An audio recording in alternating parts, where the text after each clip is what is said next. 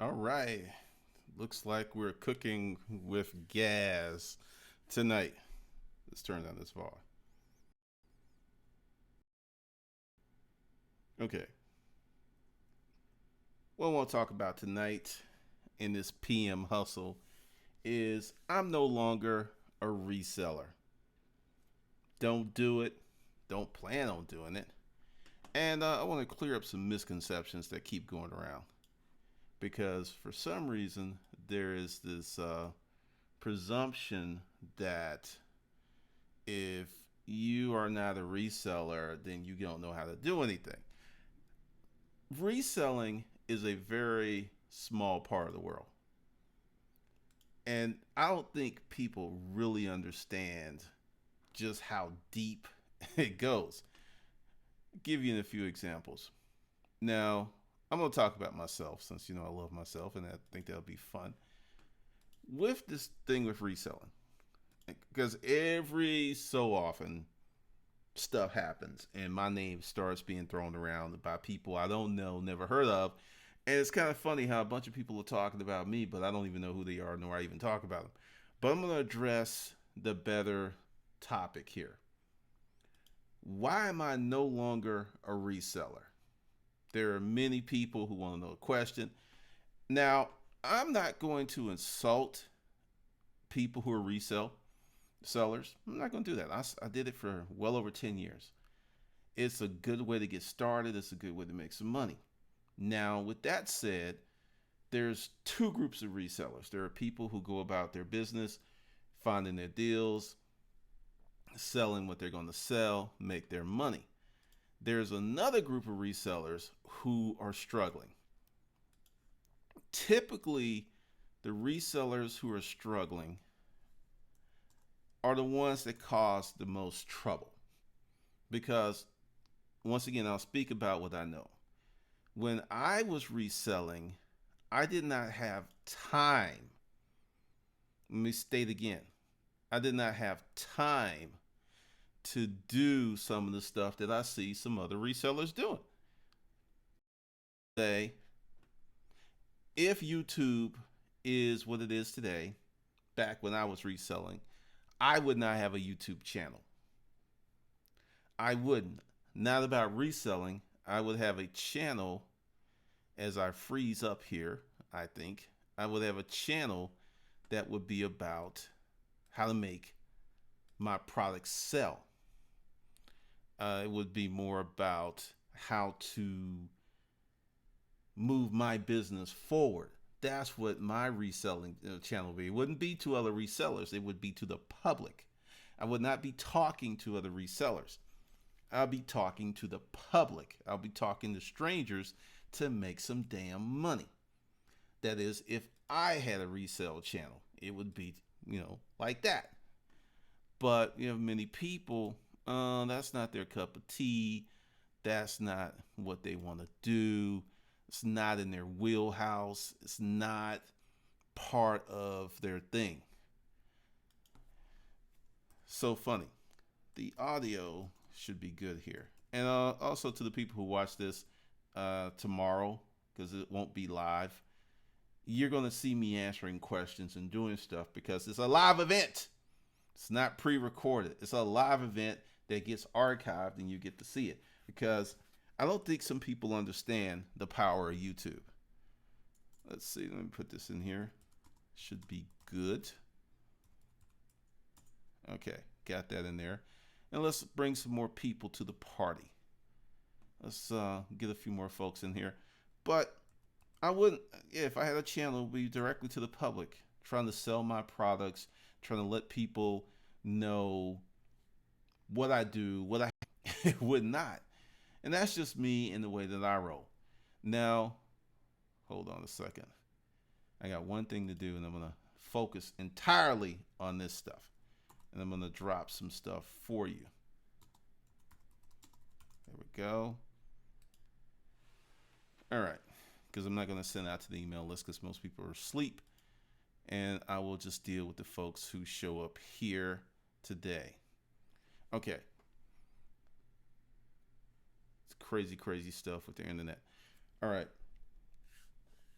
Now, I'm all over the place here because I was doing stuff, but let's talk about why I am no longer a reseller.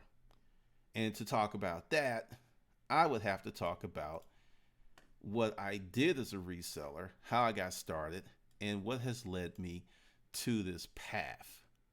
What has led me to do this? What has led me to this level of understanding? And to do that, I need to start from the beginning. All right. When I was reselling, I sold used products, but I started off selling new products, new office furniture. And then I did this deal where I saw the power of used. The power of used just blew my mind, just completely blew my mind. I ended up making half of my income for that year in about 45 days reselling some used furniture. So it was like, holy shit, where can I go find some more used stuff? That is where that started. That's where the push for learning about storage auctions started. All of that started with that experience. And it should not be test. It should be no, not a test. I am going into some stuff. And yeah. But that's what got me on that path tonight. Okay. So I was doing that. Then after I ran out of used stuff, it was like, how can I get some more used stuff? Because the profit margins were all out the window. They were sick. I mean, I'll just tell you, selling that furniture with for the client, I made 45 grand in 45 days. This is the deal, and we had a written contract. I would get 50% of whatever I sold. Had to have a VP sign off on it because Nancy was like, well, I can do it. And I was just like, I wasn't feeling too comfortable with that. I wasn't feeling comfortable at all. So I had a written contract. And it was like, this is going to be very, very interesting. So I started selling the stuff. I started making some money. And at that point, it was like, the lights came on. And that's how I became a reseller. That was my first leg, my first thing into the game. Then I got into the storage auction business. Then went through those gyrations and learning curves. Then, like I said, a decade passed, and that's what I was doing. Reselling new products, reselling used products. Now, my first entry into reselling was probably the cleanest and the best because I had no product cost. None. No product cost. And what you think about that? I made 45 grand without having a product cost. So the margin thing just sucked me in. Then I got into the storage auction thing, and once I learned how to buy, because it's a learning process, then that's what I did. Now, going back to the cost aspect, that is the issue. And this is why I'm no longer a reseller and why it's never going to happen again. Because after I came out of the business due to an illness and my partner developed cancer, and I just kind of went back through that. And I made a decision. July 17th, the summer of July 17th, 2009, I made a big decision. And that's when I entered into the world of intellectual property. That's something that I didn't really understand when I did it. I didn't understand what path I was going on. Now let's go back to what I just said about my first brush for resale. I had no product cost. It was just money, money, money. Now, when I got into where having to have cost, having to pay for stuff, that's when things got crazy.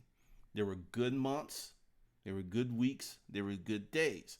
But when you have a cost, you buy bad, you lose money. I don't care what anyone says. Everyone that is a reseller has bought bad at one time or another. And some people will have bad weeks, bad months, bad quarters, and even a few bad years. So once I got into the world of intellectual property and I began to understand how that worked, because that was a brand new journey for me. Because, like I said, uh, today I'm answering emails, talking to my assistant. I saw a lot of stuff where there are people who are still misrepresenting what I do. All right, number one, I was one of the founding fathers of the resale community on YouTube, because when I came, there was Terminal 99, Dan Dotson, and maybe 38 other guys. Maybe. So I was one of the founders.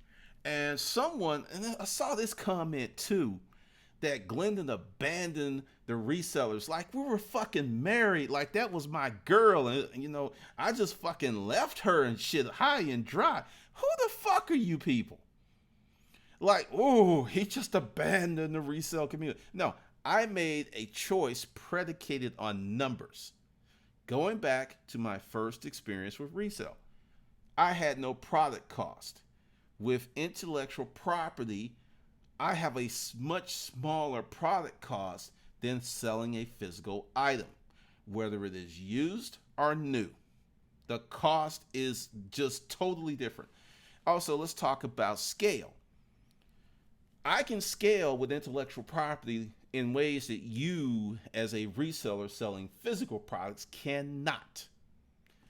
One of the ways is I recently launched some courses, and I will go ahead, and there's going to be more about this in a minute, but I will tell you. Let's go in here. I'm going to show you something because this is the beginning, but I'm going to tell you more in a minute. So we will go here. Now, all right, this is my site, www.hustlerskungfu.com. Now, this is what's called intellectual property. The family trust owns this stuff because I gave up my intellectual property for the legacy of those who will come behind me. But this is IP, this is IP, all this is IP. Now, let's stop there. Now, the thing that you don't understand, if you've never done this, because no one else is talking about this stuff because they've never done it, so they don't understand it, is when you have intellectual property, going back to my website, if I got 100,000 sales this month, my cost of maintaining that site does not change. Now, if you as a reseller came across enough product at a deal, you can handle it. Let's just say you find a deal like I did. There's this guy or this girl that's got a warehouse full of stuff. They don't know how to sell. They inherit it. And it's like, look, I'll give you 50% of what you sell because I don't have any money in this. I got it. I don't care. I just want it gone so I can sell the warehouse or rent it. So you get that deal. Now, you are listing on Amazon, FBA. You're listing on eBay. And as you sell more, your cost exponentially rise. Because with that much product, you can't list it yourself. You got to go out and get yourself some carbon-based life forms. So now that you have carbon-based life forms in the mix, your costs go up even higher. Now ask me how I know. Because I had a crew. I had a warehouse. Also, just for some of you who are hiring people, here's a little tip for you. Say you got a warehouse, right? And you hire Billy Bob, and Billy Bob falls off the dock. But since you're running lean and mean, i.e. you have no workers' comp, Billy Bob falls and he gets in the hospital and the lawyer says, well, where's your worker comp? I don't know about no workers' comp. I got paid in cash.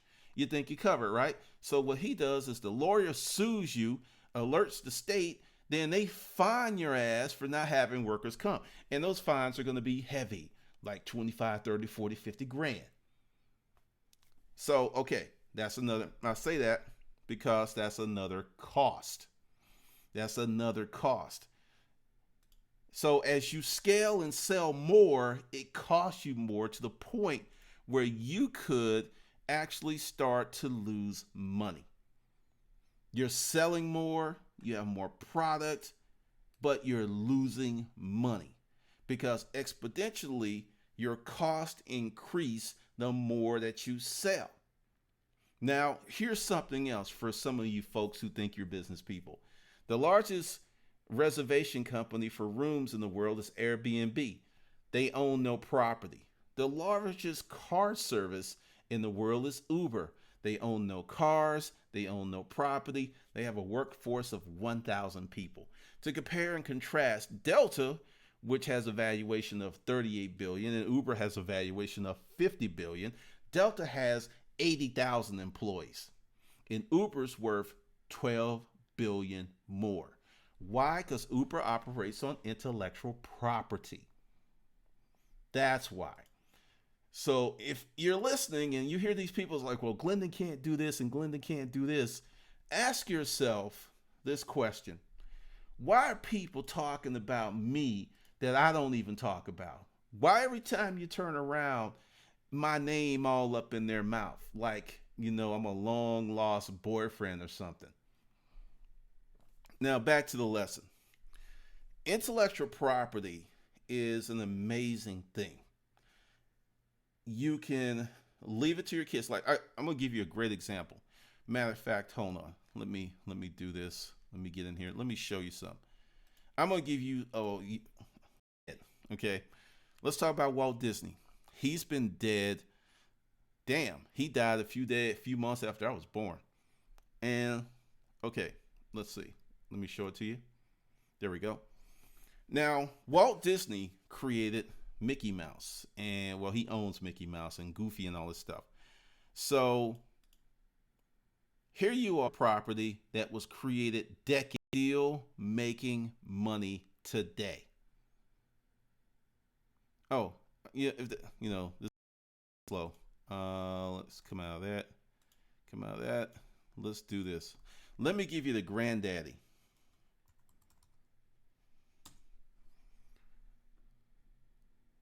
This will be now is dead, but Elvis has something that most of you don't have, which is a net worth. Okay, $300 million. Elvis, let's see, net worth 2015. Elvis is dead, but his earnings continue to happen because of intellectual property. Do you understand where I'm going with this now? Do you begin to feel what I'm talking about? Let's see. Let's go with this one. Who else? Oh yeah, here's someone else who is dead. Oh, let's go with this.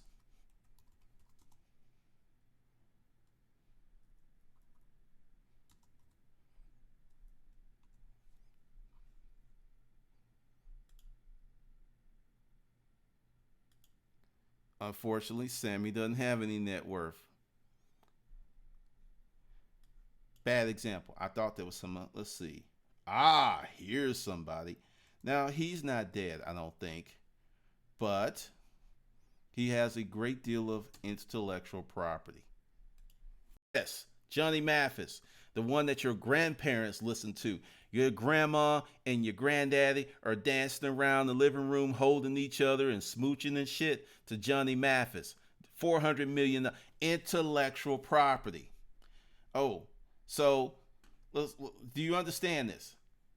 This is why I don't do resell no more. Intellectual property. So, all right, we're coming in and out. We'll see what happens. But hold on. But that's the reason. Because I will even give you a name that you don't even know. Now, I'm going to give you some other lessons here. Johnny Carson, television shows. Johnny's dead, but his estate is worth 300 million. His estate makes 25 million a year. I'm going to give you the granddaddy at all. Because when you think of Dick Clark, you think of his New Year's special. No.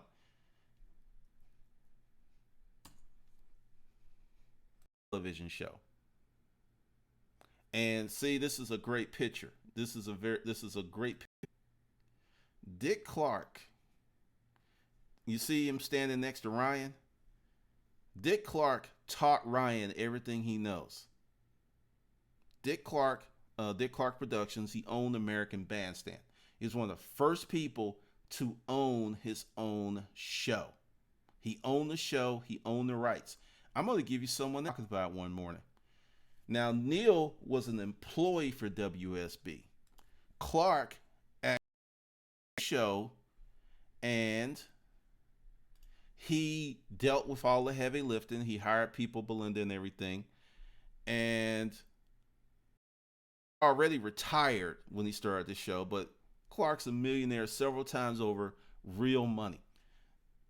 This property.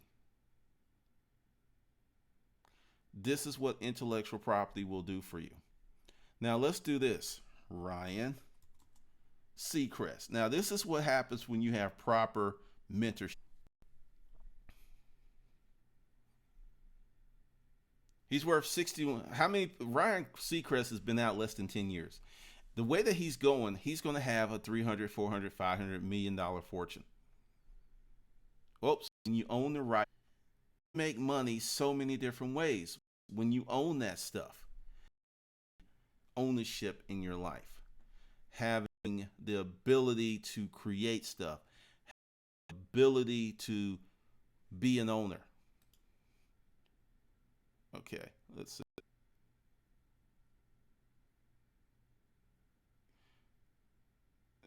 It keeps seizing. When the renders will be good. That is why I continue on.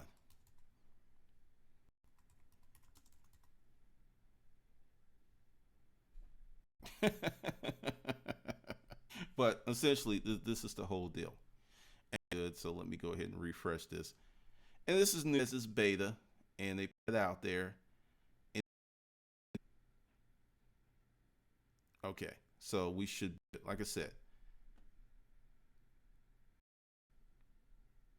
All right, it should be moving. Like I said, and tomorrow you can watch this and it'll be good. But like I said, this is why I'm not a reseller. This is why I'm not doing the stuff. This is why I don't really put a lot of emphasis in it. And like I said, in the future, I will talk about some more stuff. But this is why I'm out of it. This is why I'm not doing it anymore. And I got a deal for some people. And we will talk about that in just a minute. Okay. For you folks who want to learn how to hustle, for you want to learn how to flip, this is what I'm doing. It's called a pre-sale. The course doesn't drop to Thursday, but if you buy between now and Thursday, you can be in. And I'll talk about this some more. But you can just go the links below the video and you can do your thing. So with that, I'm going to pop out of here and I'm going to work on some stuff. And I will see you good folks later.